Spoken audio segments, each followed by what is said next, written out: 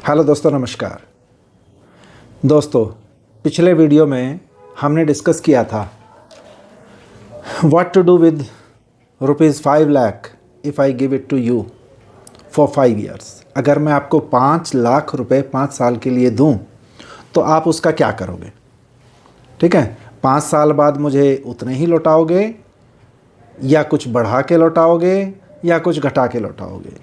ठीक है, तो अब इस पे हम डिस्कस करने से पहले मुझे एक डिस्क्लोज़र करना पड़ेगा एज़ पर सेबी रिकमेंडेशन, क्योंकि सेबी के रूल के अनुसार सेबी क्या होता है? Securities and exchange board of India. उसके रूल के अनुसार अब ये डिस्क्लेमर मेरे हर वीडियो पे लागू होगा। तो डिस्क्लेमर क्या है? I am not a SEBI registered advisor और a financial advisor. Any of my views / information on investment or trades I share in my videos or shorts are examples provided for training and educational purpose only and do not constitute specific financial, trading or investment advice. I will not be responsible for any of your profit or loss based on suggestions on this channel. Consult your financial adviser before taking any decision. इसको मैं हिंदी में भी बोल दूँ, मैं कोई SEBI registered adviser या financial adviser नहीं हूँ। मैं इस चैनल पर अपनी वीडियोस या शॉर्ट्स में जो भी शेयर, इन्वेस्टमेंट या किसी विचार, सूचना या ट्रेड का जिक्र करूँगा वो सिर्फ ट्रेडिंग और शैक्षणिक उद्देश्यों के उदाहरण के लिए होगा और वो कोई विशेष फाइनेंशियल, ट्रेडिंग या इन्वेस्टमेंट का सुझाव नहीं होगा। मैं इस चैनल के किसी सुझाव पर आधारित आपके फ़ायदे या नुकसान के लिए ज़िम्मेदार नहीं होऊंगा। कोई फ़ैसला लेने से पहले अपने फाइनेंशियल एडवाइज़र से सलाह ज़रूर लें। ये डिस्क्लेमर ज़रूरी होता है, ठीक है? ओके दोस्तों, तो अब हम आते हैं अपने मुद्दे पे कि वो जो 5 लाख मैंने एज्यूम करने के लिए कहा था, यदि मैं आपको दूँ तो आप उसको 5 साल तक के लिए क्या करेंगे? देखिए, जिसको फाइनेंस के बारे में, जिसको पैसे के बारे में बिल्कुल भी नॉलेज नहीं है या अपने फ्यूचर या वेल्थ के बारे में कोई नॉलेज नहीं है, वो एक ढंग से रिएक्ट करेगा और दूसरा बंदा दूसरे ढंग से रिएक्ट करेगा। और ये मेरे ज़िंदगी के तजुर्बे और लर्निंग का निचोड़ है जिसका फ़ायदा आपने उठाना है। अगर आपकी सोच मेरी सोच से सिमिलर है तो ठीक है, नहीं है तो उसको अपग्रेड करने की ज़रूरत है। तो फर्स्ट ऑप्शन, कुछ लोग क्या करेंगे जिनको बिल्कुल भी नॉलेज नहीं है फाइनेंस के, पैसे के बारे में, वो उस पैसे को एक अलमारी में रख देंगे अपने घर में ही। अब साथ में ये आगे प्रोसेस शुरू करने से पहले एक कंडीशन और बता दूं कि आज के टाइम में इन्फ्लेशन रेट, मुद्रास्फीति या हिंदी में कहें या सिंपल सी भाषा में कहें महंगाई दर 9% प्रति वर्ष है। अब आप कहेंगे 9 तो नहीं है जी, सरकार तो कुछ कम कह रही है। यस, गवर्नमेंट आज के टाइम 6 से कुछ ज़्यादा कह रही है, लेकिन मैं ये जो 9% बता रहा हूँ ये पिछले 30 वर्षों के एवरेज इन्फ्लेशन रेट की बात कर रहा हूँ। यानी पिछले 30 वर्षों में कम से कम महंगाई दर लगभग 4% भी रही है और ज़्यादा से ज़्यादा 13.5% गई है। तो इसका एवरेज हम निकालें तो 8-9% के आसपास पड़ता है। हम मोटे तौर पे 9% मान के चलते हैं। और जो भी मेरे इन वीडियोस को, इस सीरीज़ को जो भी देख रहा है वो समझ गया होगा कि वो तो अलमारी में बिल्कुल नहीं रखेगा। लेकिन और क्लैरिटी के लिए अब आगे हम चर्चा करेंगे इस पे। और जो फर्स्ट टाइम इस पे आया है वो शायद ये सोच ले कि मैं इस पैसे को अलमारी में रख दूं ताकि ये न तो घटे और चूँकि 5 साल बाद वापस करना है तो कोई रिस्क भी ना हो। अब मैं बताता हूँ घर में रखने से क्या रिस्क होगा, क्या चीज़ होगा। ठीक है दोस्तों, वही लोग अलमारी में रखने का विचार करेंगे जिनका अपना सेविंग्स अकाउंट नहीं है। यानी अगर बैंक अकाउंट नहीं है तो वो इस पैसे को अपने घर में अलमारी में रखेंगे, और या फिर बैंक अकाउंट है भी तो उसका इस्तेमाल नहीं करते, या बैंक अकाउंट में पैसा रखना एक समस्या मानते हैं। जबकि दोस्तों बैंक अकाउंट में पैसा रखना बहुत ज़रूरी है आज के समय, बहुत ही अच्छा है। कैसे अच्छा है? लेकिन कुछ लोग ऐसा सोच रहे होंगे, तो आइए उनका कंसेप्ट क्लियर करने की कोशिश करते हैं। साथ में उनसे ये भी रिक्वेस्ट है कि हमारी पुरानी वीडियोस ज़रूर देखें, ताकि पैसे वेल्थ के बारे में उनकी क्लैरिटी हो, कंसेप्ट्स क्लियर हों, और बहुत सारी चीज़ों के बारे में बेसिक जानकारी हो। क्योंकि आगे के वीडियोस देखने से पहले पुरानी वीडियोस देखनी बहुत ज़रूरी है। ठीक है दोस्तों, तो ये इसी तरह से हो गया घर में अलमारी में पैसे रखने का। इसी तरह से हो गया जैसे किसी मकान को 5 वर्षों तक बिल्कुल बंद करके रखा जाए और उसमें हवा भी पास ना हो, हवा भी क्रॉस ना हो, तो क्या होगा? उस मकान में या तो दीमक लग जाएगी, या हवा पास नहीं होने की वजह से अंदर से जर्जर हालत में हो जाएगा वो मकान। यानी उस मकान की कीमत भी घट जाएगी और दीमक लग जाएगी। तो क्या आप चाहते हैं आपके पैसों का भी वही हाल हो? या एक सेकंड एग्जांपल लीजिए, लोहे को अगर हम 5 वर्षों तक न संभाला नहीं जाए, एक जगह बाहर पड़ा है, हवा पानी बारिश जो लग रही है सो लग रही है, तो उसमें भी जंग लग जाएगा। ठीक है ना? या फिर अपने स्कूल गोइंग बच्चे के बारे में सोचिए। वो बच्चा जो स्कूल गोइंग है, स्कूल में क्या पढ़ाया जा रहा है, घर में आप उसको देख रहे हैं, नहीं देख रहे हैं। अगर नहीं देखेंगे, अगर उस बच्चे को घर में नहीं संभालेंगे, तो माय डियर फ्रेंड, वो बच्चा, उस बच्चे की परफॉर्मेंस घट जाएगी या गिर जाएगी, यानी अपनी परफॉर्मेंस सही नहीं कर पाएगा। अब देखिए, आज के समय हम 5 लाख रुपए से जो सामान खरीद सकते हैं, क्या 5 साल बाद भी उतना सामान खरीद पाएंगे? यानी मेरे कहने का मतलब है, जो महंगाई बढ़ने के कारण उस पैसे की वैल्यू घट जाएगी, और वही सामान जो आज हम एक कुछ हज़ार रुपए में यदि कोई सामान ले सकते हैं, तो उसके लिए हमें बहुत ज़्यादा पैसे देने होंगे आने वाले समय में। हम एक एग्ज़ाम्पल के तौर पे सरसों का तेल लेते हैं। एक फैमिली में अगर 2 लीटर सरसों का तेल हर महीने इस्तेमाल होता है, तो और उसकी कीमत यदि 200 रुपये पर लीटर है, तो आप कहेंगे कि जी ये तो 150 रुपये में मिल जाता है। पर मैं आपको कहूँगा नहीं, 150 में अच्छी क्वालिटी का नहीं मिलता है। हालांकि क्वालिटी पे हम फिर कभी बात करेंगे। हमें 200 रुपये, 270 भी है, 170 भी है, 190 भी है, तो हम औसतन 200 रुपये मान लेते हैं। 200 रुपये सरसों का तेल प्रति लीटर का रेट है। तो यानी 2 लीटर यदि हमारे घर में कंजम्पशन है, तो 400 रुपये देने होंगे उसके लिए हमें आज के टाइम में। ठीक है? और 9% इन्फ्लेशन रेट है। इसकी वजह से 9% इन्फ्लेशन की वजह से 8 साल में महंगाई की वजह से प्राइस डबल हो जाएंगे। यानी 9% इन्फ्लेशन का रिज़ल्ट अगले 8 साल में खर्चा डबल हो जाएगा। यानी 200 रुपये पर लीटर वाला तेल 400 रुपये पर लीटर हो जाएगा। तो यदि हम 400 रुपये ही हैं हमारे पास 8 साल बाद भी खर्च करने के लिए, तो हम उससे 2 लीटर के बजाय सिर्फ 1 लीटर तेल ले पाएंगे। या हमें 2 लीटर ही यदि दोबारा से इस्तेमाल करना है, तो उसके लिए हमें 800 रुपये देने होंगे। समय के साथ पैसों की कीमत घटती है। हमारे पास जितने भी पैसे हों, अगर वो पैसे नहीं बढ़ रहे हैं, तो संभव है एक दिन वो समाप्त हो जाएंगे। अगर हम इनकम नहीं बढ़ा पा रहे हैं, तो फाइनेंशियल वेल्थ क्रिएट करें, बहुत ज़रूरी है। यानी फाइनेंशियल वेल्थ क्या होती है, पहले भी हमने बताया है, चर्चा की है। फाइनेंशियल वेल्थ वो होती है, सिर्फ पैसा नहीं, मनी नहीं। फाइनेंशियल वेल्थ होती है पैसों से कुछ ऐसा खरीदें जो लगातार पैसा बना के दे और हमारे भविष्य की ज़रूरतों को भी पूरा कर सके। इसलिए दोस्तों, जितने भी बहुत अमीर लोग होते हैं, उन्होंने शुरू में बहुत ज़्यादा फाइनेंशियल वेल्थ क्रिएट की हुई है, बनाई हुई है, और उसी फाइनेंशियल वेल्थ ने उन्हें बहुत ज़्यादा अमीर बनाया है। तो फाइनेंशियल वेल्थ के बारे में डिटेल जानने के लिए आप पुरानी वीडियोस देखिए, उसमें बहुत ही अच्छी तरह क्लैरिटी के साथ बताया गया है।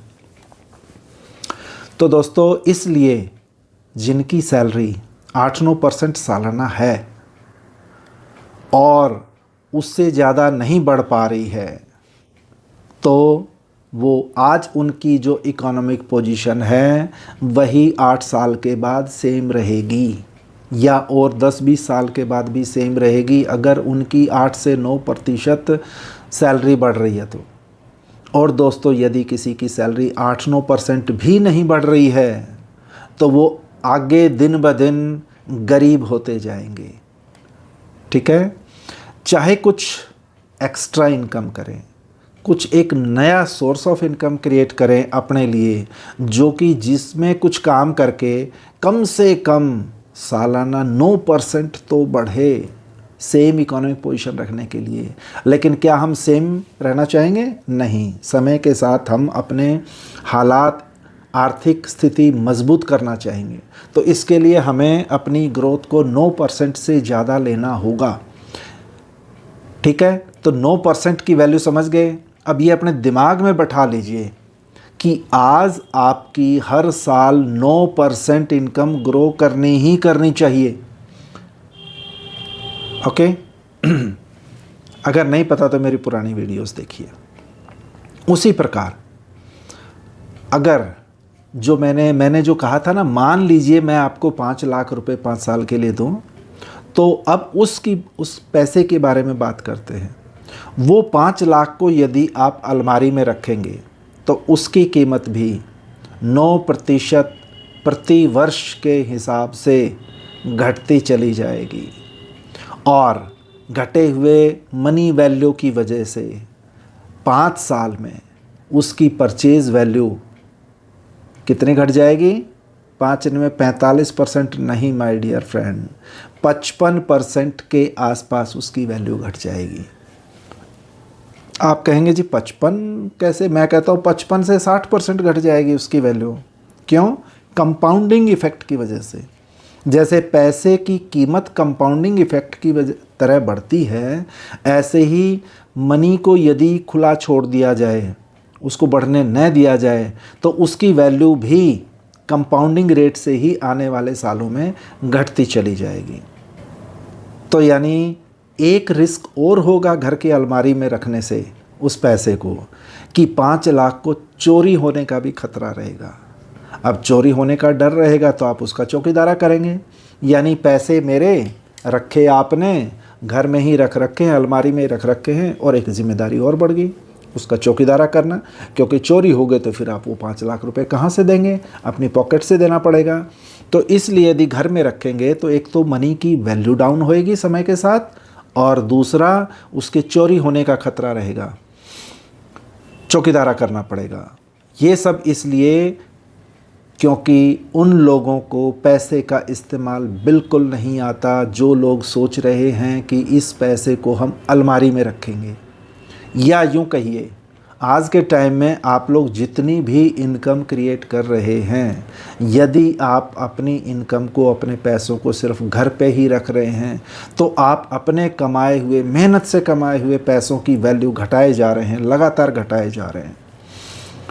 तो लगातार मेहनत करने के बावजूद भी आप गरीबी रेखा से बाहर नहीं निकल पाएंगे। इस वीडियो को देखकर इतना तो समझ में आ गया होगा आपको कि हमें अपने अगले 10 से 15 दिन, 1 सप्ताह से 2 सप्ताह का खर्चे को ही सिर्फ अपने घर में रखना चाहिए। उसके अलावा जितना भी पैसा है, यदि हमारी बचत का पैसा है, तो उसको कम से कम घर में न रख के सेविंग अकाउंट में तो कम से कम रखें, यानी बैंक में रख दें। कम से कम वो घटेगा तो नहीं, उसकी वैल्यू घटे दोगी, फिर भी वो कैसे कैसे घटेगी हम आगे चर्चा में आएगा हमारे। तो कम से कम सिक्योरिटी का चक्कर नहीं होगा, यानी कुछ नुकसान, कोई चोरी हो भी जाए तो ज़्यादा नुकसान नहीं होगा, कुछ पैसों का ही नुकसान होगा। और अगर उस पैसे को बैंक में रखा है और हमारे पास डेबिट कार्ड है, जिसको एटीएम कार्ड भी बोलते हैं, एटीएम कार्ड या डेबिट कार्ड है, तो हम अपने पैसों को कभी भी निकाल सकते हैं, उस पैसे का इस्तेमाल कर सकते हैं, या अपने मोबाइल फ़ोन पे गूगल पे, भीम पे, पेटीएम या और कई तरह के हैं डिजिटल एप्लीकेशंस हैं, उनको पेमेंट करने के ये जो डिजिटल एप्लीकेशंस हैं, इनको अपने मोबाइल पर डाउनलोड करके उसके थ्रू भी पेमेंट कर सकते हैं। अगर हमें ये नहीं आता, अगर हमें डर लगता है, अगर हमें कॉन्फिडेंस नहीं है कि डिजिटल पेमेंट के बारे में हमें कुछ डाउट्स हैं, तो माय डियर फ्रेंड सीख लीजिए। अगर आज भी डर लगता है तो वो जानकारी लेके चाहे कहीं से भी, अपने यार दोस्तों से, अपने बच्चों से ही सीख लीजिए, कहीं ना कहीं से आप सीखिए। अब देखिए इस जनरेशन में, इस सदी में, 21वीं सदी में भी अगर आप डिजिटल पेमेंट इस्तेमाल नहीं कर रहे हैं, एटीएम कार्ड नहीं यूज़ कर रहे हैं, डेबिट कार्ड नहीं यूज़ कर रहे हैं, तो माय डियर फ्रेंड आप आज भी 18वीं शताब्दी और 19वीं शताब्दी में जी रहे हैं, क्योंकि ये है आज के ज़माने का खर्च करने का तरीका, पैसे संभालने का तरीका। घर में मत रखिए माय डियर फ्रेंड, एटीएम और डेबिट कार्ड का इस्तेमाल कीजिए। मैं देखिए किसी बैंक का प्रमोशन नहीं कर रहा हूँ, किसी सरकार का प्रमोशन नहीं कर रहा हूँ। मैंने शुरू में डिस्क्लेमर भी दिया था कि मैं इसमें जो भी तथ्य रखूँगा वो सब मेरे तजुर्बे, मेरे एक्सपीरियंसेस के बेस पे होगा। मैं किसी को प्रमोट नहीं कर रहा हूँ किसी भी चीज़ को। हाँ, आप लोगों को सही नॉलेज दे रहा हूँ। ठीक है दोस्तों, अब ये देखिए, आपने समय रहते, समय के साथ साथ अपने खर्चे बढ़ाने के तरीके तो ढूंढ लिए। जैसे मुझे भी याद है जब मैं स्कूल में पढ़ता था तो मेरे पिताजी ने पहली बार स्कूटर मैं जब 8वीं क्लास में था तब लिया था, और मुझे साइकिल जब मैं 7वीं क्लास में था तब मुझे मिली थी साइकिल। आजकल तो पैदा होते ही साइकिल बच्चों को दे देते हैं। मीन्स पैदा होने का मतलब है 2 साल, 2.5 साल, 3 साल के बच्चों को साइकिल दे देते हैं। लेकिन हमारे ज़माने में साइकिल मिली थी मुझे 7th क्लास में था मैं तब। तो हमने समय के साथ साथ खर्च करने के तरीके तो बढ़ा लिए। खर्च करने में तो हम अपने आप को अपग्रेड कर गए। कैसा अपग्रेडेशन? साइकिल से हम बाइक पे आ गए, बाइक से हम कार पे आ गए। लेकिन पेमेंट करने के तरीके में अपग्रेड कुछ लोग आज भी नहीं हो रहे हैं। दोस्तों, हम पंखे से कूलर पे शिफ्ट हो गए, खर्चा बढ़ा लिया हमने। कूलर से हम एयर कंडीशन पे आ गए हैं, एयर कंडीशनर पे, एसी पे। लेकिन खर्च करने का तरीका यदि आज भी कोई घर में अलमारी में रख के और डेबिट कार्ड भी यदि इस्तेमाल नहीं कर रहा है तो आज भी वो पुराने ज़माने में 18वीं 19वीं शताब्दी में जी रहा है। तो हमें अपने आप को अपग्रेड करने की ज़रूरत है। ये वीडियोस बताने दिखाने का मेन पर्पज़ यही है कि हम अपने आप को अपग्रेड करें, समय के साथ आगे बढ़ें, इकोनॉमिकली स्ट्रॉन्ग बनें। और अब खर्चे को तो अपग्रेड कर लिया, अब इनकम को अपग्रेड कब करोगे? मैंने आपको पहले भी समझाया है, सिर्फ यदि आप एक इनकम पे टिके हुए हैं, अगर आपका परिवार, अगर आपकी फैमिली सिर्फ एक इनकम पे टिकी है, आपका सोर्स ऑफ इनकम सिर्फ एक है यदि, तो माय डियर फ्रेंड, आप में और गरीबी में सिर्फ एक स्टेप का अंतर है।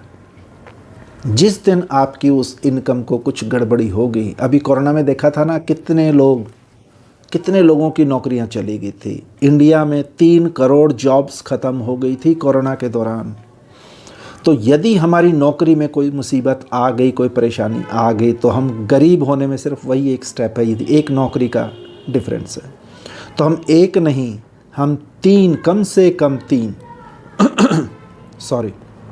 जिस तरह से साइकिल से बाइक पे आ गए हैं, साइकिल से बाइक पे आ गए हैं, इसी तरह से हमें एक इनकम से 3 इनकम पे पहुंचना है। और जिस तरह से हम बाइक से कार पे आ गए हैं, उसी तरह से हम 3 भी नहीं, पूरे 5 सोर्स ऑफ, वो भी अलग अलग डिफरेंट 5 सोर्स ऑफ इनकम पे पहुंचना है, यदि आपने इकोनॉमिकली स्ट्रॉन्ग बनना है, साउंड बनना है तो। लेकिन यदि आप वाकई इकोनॉमिकली स्ट्रॉन्ग होना चाहते हैं तो आप मेरे सारे वीडियोस पुराने देखिए, ताकि आपको बेसिक कंसेप्ट्स क्लियर हों। और अब से लगातार आप जुट जाइए, क्योंकि मैं 2-3 दिन के बाद एक वीडियो अपलोड करता हूं, क्योंकि रिसर्च करनी पड़ती है। मैं वही चीज़, वही इन्फॉर्मेशन आपको दूं जो रियली आपके काम की और जो और कहीं नहीं मिलेगी, ऐसी इन्फॉर्मेशन आपको देने की कोशिश कर रहा हूं। तो मेरे यूट्यूब चैनल से जुड़े रहिए। यदि आपको अच्छी लगे वीडियो तो लाइक कीजिए, कमेंट कीजिए, सब्सक्राइब कीजिए और अपने जानकारों को शेयर कीजिए। Thank you, keep in touch, have a nice day, bye.